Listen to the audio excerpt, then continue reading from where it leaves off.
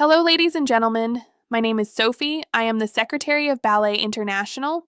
Today we shall talk about the great stars of dance. There will be several videos as this one, but each video will highlight two different artists of ballet, either of the past time or the actual living ones. Ballet International has created this brief portfolio or resume for educational purpose, and this for the young students of ballet.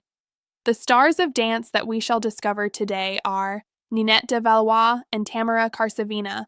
As mentioned before, other videos will follow this one, highlight two different stars of dance either from the past and the present, so stay tuned and keep an eye on the website www.ballet-international.net or on YouTube Ballet International channel.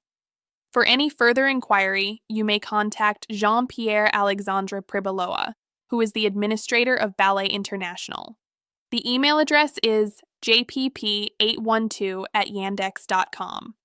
We look forward in hearing from you. Dame Ninette de Valois, 1898 to 2001, born Edris Stannis, was a formidable Irish-born British dancer, teacher, choreographer, and director. She is widely regarded as the godmother of British ballet for her instrumental role in establishing and shaping the country's national ballet institutions, early career and vision. Early training and influence. De Valois began her dance training in England at the age of 10. She later joined the renowned Ballet Russes, the influential company founded by Sergei Diaghilev, where she danced from 1923 to 1926. This experience profoundly shaped her artistic vision and her understanding of how to build and manage a world-class ballet company. A national ballet, De Valois had a clear and ambitious goal: to create a national British ballet company with its own unique style, repertoire, and a steady supply of well-trained dancers. To this end, she founded the Academy of Choreographic Art in London in 1926, founding of the Royal Ballet, Vic Wells Ballet.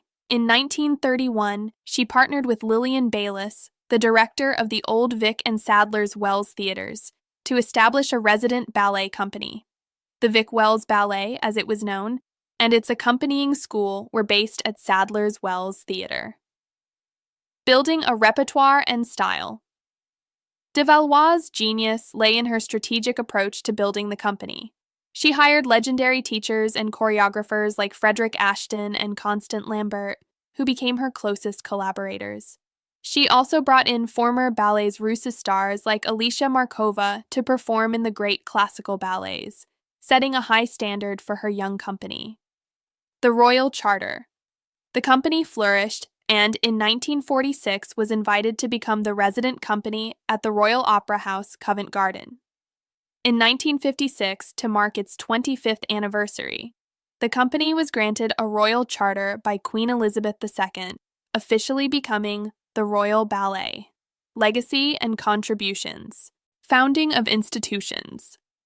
De Valois' vision resulted in the creation of not one, but three major institutions: the Royal Ballet, the Birmingham Royal Ballet, which began as the Sadler's Wells Theatre Ballet, and the Royal Ballet School. The school in particular was crucial to her long-term plan, ensuring a constant stream of highly trained British dancers.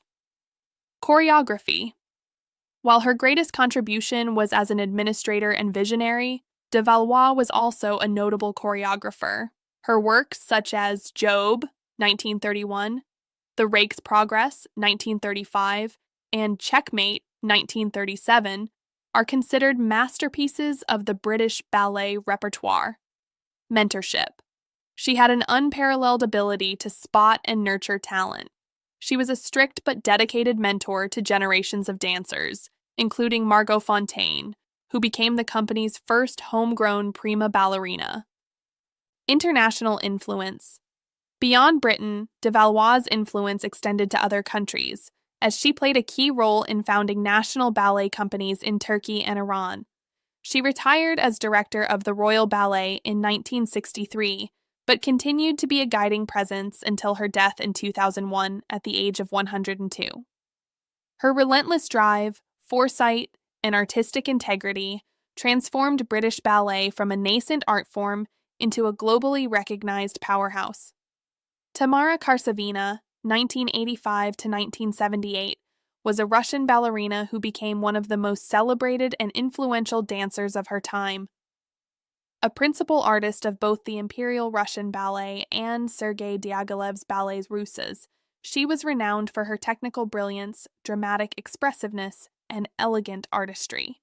Her career bridged the classical tradition of the late 19th century with the avant-garde movement of the 20th century. Career with the Imperial Russian Ballet and Ballet Russe. Early life and training. Born in St. Petersburg, Karsavina was the daughter of a prominent dancer and teacher at the Imperial Ballet School. She received her training there, where one of her teachers was the great ballet master Enrico Cicchetti. A new kind of ballerina. Karsavina's career took off at the Mariinsky Theater, but it was with Diaghilev's Ballets Russes that she achieved international fame. She was a favored muse of choreographer Michel Fokine, and together, they created a new, more emotionally nuanced and dramatically powerful style of ballet. Karsavina was the ideal interpreter for Fokine's vision, seamlessly blending technical skill with an ability to communicate profound emotional realities. Iconic roles. Karsavina created many of the most famous roles in the Ballets Russes repertoire. Her most legendary creations include Oh, the Firebird in the Firebird, 1910, Oh, the Ballerina in Petrushka, 1911, Oh, the Young Girl in L'Inspecteur de la Rose, 1911, which she famously danced with Vaslav Nijinsky influence on British ballet. After marrying a British diplomat, Karsavina moved to London in 1918, where she played a crucial role in the development of British ballet. She became a mentor and a link to the great Russian traditions for a new generation of dancers and creators. Founding the Royal Academy of Dance. In 1920, she was a founding member of the Royal Academy of Dancing, now the Royal Academy of Dance, or RAD, which is today the largest dance teaching organization in the world. She helped to organize the teacher's training course and shape its syllabus. Coaching and mentorship. Karsavina's profound influence continued as she coached dancers, passing on the roles she had created and the principles of expressive dance she had mastered. She notably coached Margot Fonteyn, the future prima ballerina of the Royal Ballet, in roles such as the Firebird and Giselle. Collaboration with Frederick Ashton. She also worked with Sir Frederick Ashton on revivals of Ballets Russes' works, and advised him on his landmark production of La Fille Mal Gardée, imparting original mime and choreographic details. Legacy as an author and historian. Beyond her work as a dancer and teacher, Karsavina's legacy is preserved in her writings. Her autobiography, Theatre Street, 1930, is a classic of ballet literature, providing a rare and insightful first-hand account of life at the Imperial Ballet School and the early years of the Ballet Russe.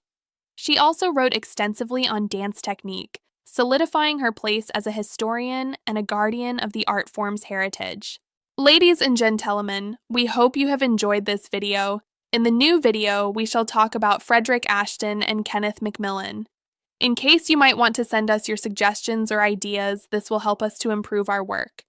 Keep an eye on YouTube Ballet International channel for new videos. Sophie and Jean-Pierre Alexandre Pribyllois wish a lovely day.